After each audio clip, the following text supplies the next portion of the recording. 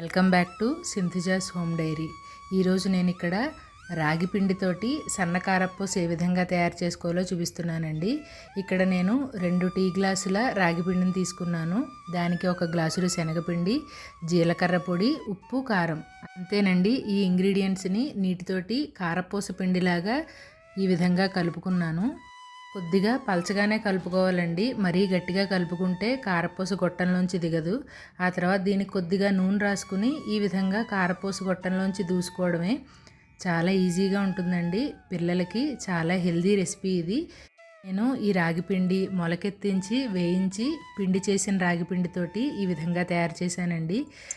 మా పిల్లలు రాగిపిండి తినట్లేదు అనుకుంటే ఈ విధంగా ఒకసారి ట్రై చేయండి. ఇందులో రాగిపిండి ఫ్లేవర్ ఉంది అని మీరు చెప్పేంత వరకు తెలియదు.